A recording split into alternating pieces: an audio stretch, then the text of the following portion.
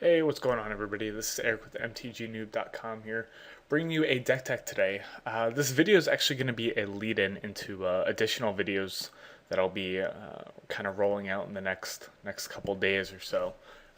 It's a deck tech actually for my Naya Midrange deck that I recently tweaked with the addition of gatecrash, dropping on the 1st of February.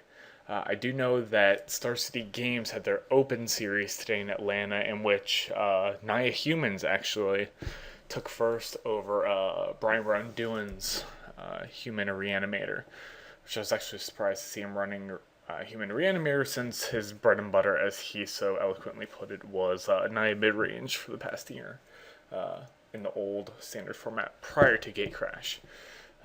But that aside, it's something I'd been working on after the spoilers had come out. I'm not quite sure what I'm going to do with it yet. I tested several versions of this, and I've been able to do fairly well.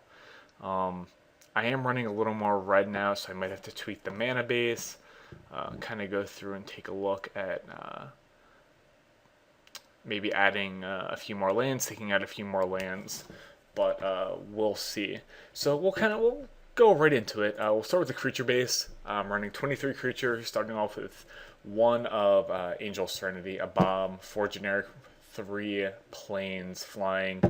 Enters the battlefield. You may exile up to 3 target creatures from the battlefield or creatures from the graveyard. Leaves they return to your owner's hands.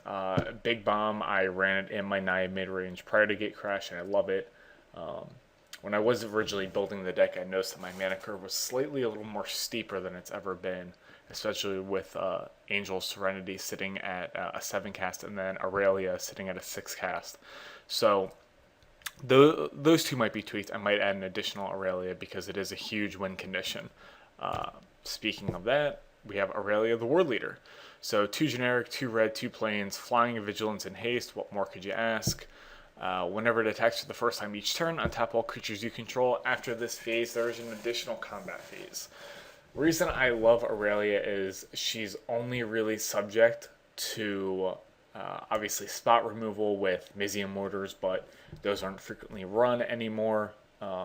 At least not nearly as often in like mono red or red deck wins.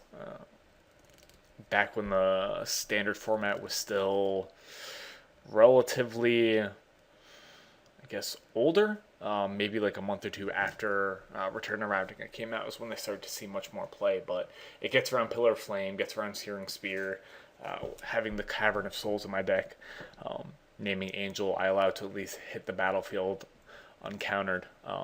If it hits, there's been times where it's hit the battlefield against control-based decks, and I've swung for the win. So we have 4 Pilgrims, 1 green, 1/1, tapped for a white to the mana pool, always great for acceleration. 2 Boros Reckoner, 3 either hybrid, red or white, new with Gatecrash. Whenever it's dealt damage, it deals that much damage to target creature or player, a red or a white, and it gains first strike until end of turn. I absolutely love this card. I think it's a bomb in and of itself. You Searing Spear, I'm going to Searing Spear one of your creatures. You Mizium Mortar it, I'm going to Mizium Mortar one of your creatures or players. I absolutely love the card. And it gets rid of Thragtusk with its first strike, so no real complaints there. I want to try and include more in the deck once I test it a little bit more. I actually was fortunate enough to pull it in my pre-release, which I ran Gruul, and I ended up running a Gruul Boros mix and went 3-0 and top 8'd, which was really nice. And this card was a big reason why I got to that point. So continuing on, we have the 3 of Huntmaster. Everyone knows what Huntmaster does and is all about. 2 generic, 1 green, 1 red. Enters the battlefield, gain 2, put a 2/2 wolf creature. If no spells are cast, you flip it. 2 damage to a creature, 2 to a player, and you get a 4/4 trample. So nothing more to be said about that. We have Loxodon Smiter, a 4 of, 1 green, 1 white, and 1 generic, can't be countered. And if any spell or ability would cause you to discard the Smiter, you're going to put it into the battlefield instead of putting it into your graveyard. Fantastic card. 4 Restoration Angel, Flying Flash. Works great with the 4 of Thragtusk as well. So we're going to go ahead and move into our instant and sorcery speed spells. So I'm running 2 Boros Charms right now, which is amazing. I want to include more in the deck. I'm just still trying to figure out where I want to put them. Choose one for a red and a white. 4 damage to target player. Permanents you to control are indestructible this turn, or creature gains double strike. Pairs nicely with a Kessig Wolf run if you happen to have the additional mana open.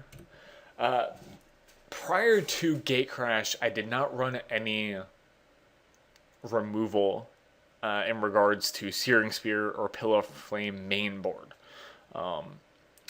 After looking at the Naya Humans list, that I believe it was Joseph Herrera who took first in the SEG Open. Yep, Joseph Herrera. After looking at how many 1 and 2 drops he was running, I have a feeling that Naya Humans is going to become even bigger than it was prior to Gatecrash. So I figured that it's kind of necessary to run a little more spot removal. So 1 generic, 1 red, 3 damage to target creature or player. Simple, straightforward. And then we have a 2 of Bonfire of the Damned. I love Bonfire. If you happen to look down on my sideboard, you see the 2 Aurelia's Fury. I happen to own 5 Aurelia's Fury right now. I thought the card was going to be an absolute bomb when it was spoiled. So I went and picked up a playset and I happened to pull one in one of my prize packs from drafting this past weekend. So I want to try and include that main board, but that's a whole nother discussion. So everyone knows what Bonfire does. X and X in a red. Deals X damage to target creature and each creature he or she controls. Miracle, it's X and 1 red.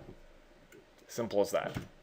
And then a 4 of Farseek for mana acceleration into Aurelia and Angel Serenity. 1 green, 1 generic.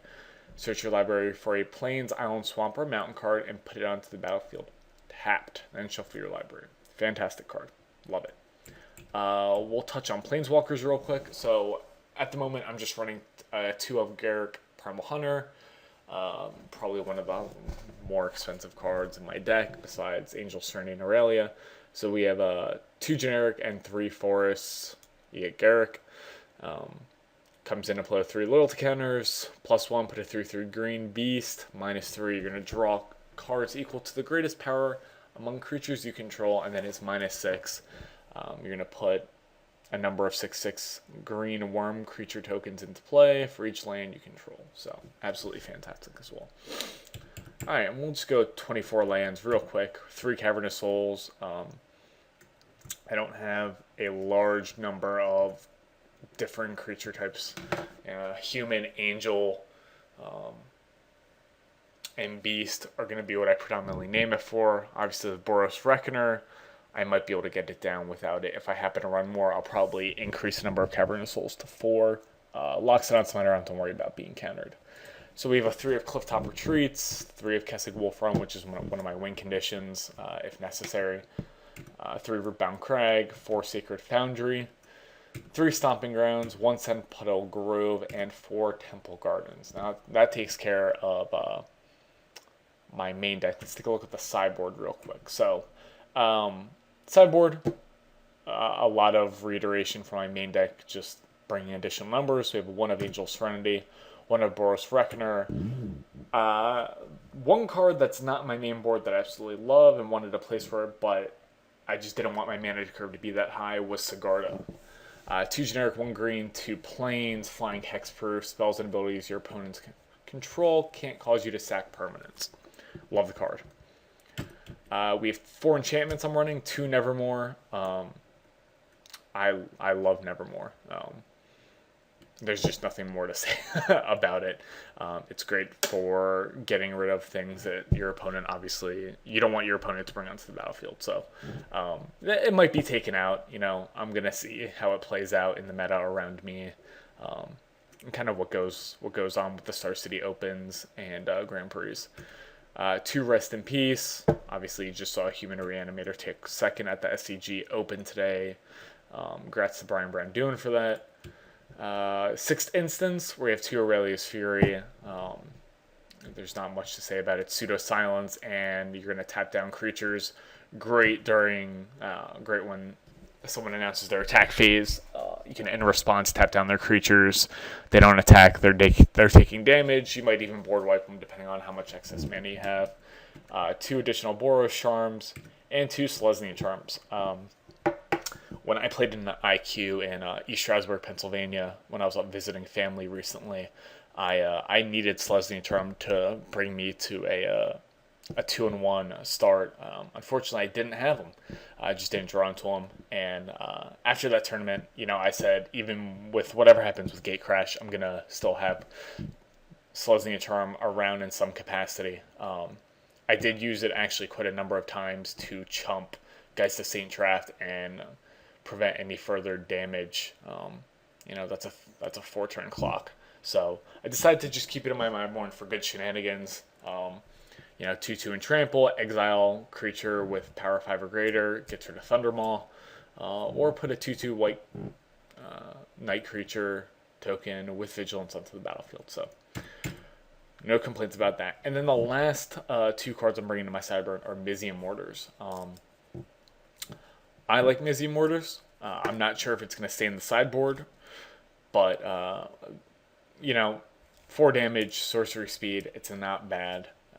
It certainly helps out. So that's what I have for my Naya midrange right now. It is subject to change